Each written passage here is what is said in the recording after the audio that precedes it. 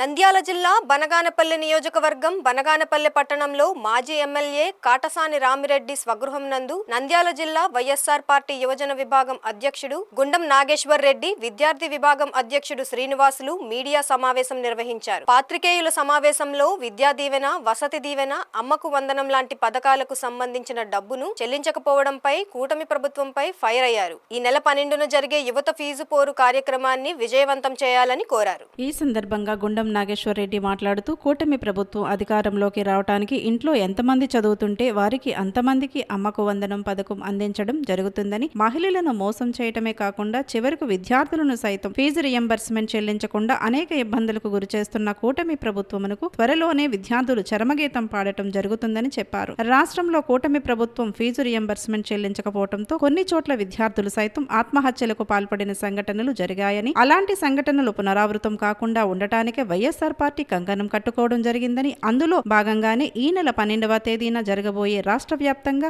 జిల్లా కేంద్రాల్లో యువత పోరు కార్యక్రమాన్ని దిగ్విజయం చేయాలని పిలుపునిచ్చారు. వైఎస్ఆర్ పార్టీ ఆవిర్భావన దినోత్సవం సందర్భంగా యువకులే వైఎస్ఆర్ పార్టీకి గుండె లాంటి వారిని, అందుకే అదే రోజు యువత పోరు కార్యక్రమాన్ని రాష్ట్ర అధ్యక్షులు వైఎస్ జగన్మోహన్ రెడ్డి తలపెట్టడం జరుగుతుందని చెప్పారు.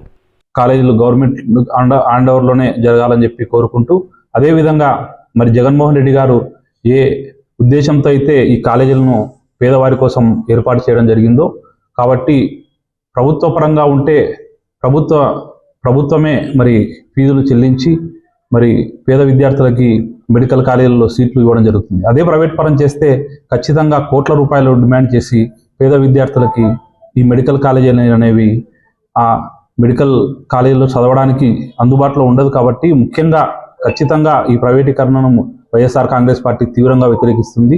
అదేవిధంగా మరి లోకేష్ గారు ఎక్కడికి వచ్చినా కూడా, మరి పాదయాత్రలో ఎక్కడికి వచ్చినా కూడా మరి ఉద్యోగాలు లేవు, ఈ ప్రభుత్వంలో ఈ ఉద్యోగాలు లేవు అని చెప్పడం జరిగింది. మరి 9 నెలలు అధికారంలోకి వచ్చిన తర్వాత ప్రతి జనవరిలో జాబ్ క్యాలెండర్ విడుదల చేస్తానని చెప్పాడు. ఇంతవరకు కూడా మరి ఉద్యోగాల మీద ఎటువంటి ఊసే లేదు. కాబట్టి ఖచ్చితంగా ఉద్యోగాలు జనవరి అయిపోయింది, ఫిబ్రవరి అయిపోయింది, ఇంతవరకు కూడా జాబ్ క్యాలెండర్ రిలీజ్ చేయలేదు. అదేవిధంగా ఉద్యోగం లేనటువంటి ప్రతి ఒక్కరికి కూడా నిరుద్యోగ భృతి 3,000 రూపాయలు ఇస్తానని చెప్పడం జరిగింది. మరి ఇంతవరకు 9 నెలలు అయినప్పటికీ కూడా ఎవరికి కూడా నిరుద్యోగ భృతి అందడం లేదు.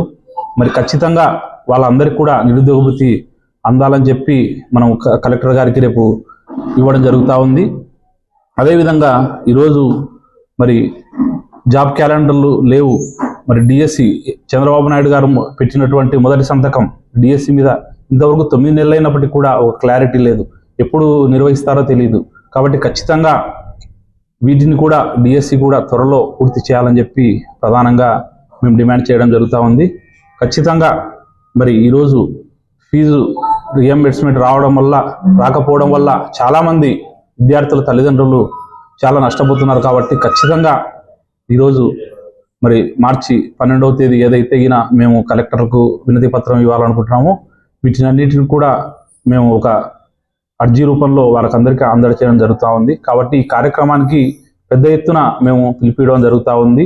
మరి నంద్యాల జిల్లా యూత్ ఎవరైతే ఉన్నారో వాళ్ళందరూ కూడా ఈ కార్యక్రమంలో పాల్గొని, మరి స్టూడెంట్స్ అందరూ కూడా ఈ కార్యక్రమంలో పాల్గొని, మరి ఇక్కడ ఉన్నటువంటి ఎమ్మెల్యే అభ్యర్థులు ఎవరైతే ఉన్నారో కాటసాని రామిరెడ్డి గారు అయితేనేమి, మరియు బుగ్గాన గారు అయితేనేమి, రాంభూపాల్ రెడ్డి గారు అయితేనేమి, శిల్పా రవిచంద్ర కిషోర్ రెడ్డి గారు కానీ, మరి శిల్పా చక్రపాణి రెడ్డి గారు కానీ, గంగుల నాని గారు కానీ, వీళ్ళందరి ఆధ్వర్యంలో మేము ఈ కార్యక్రమాన్ని దిగ్విజయం చేయవలసిందిగా ప్రతి ఒక్కరిని కోరడం జరుగుతూ ఉంది.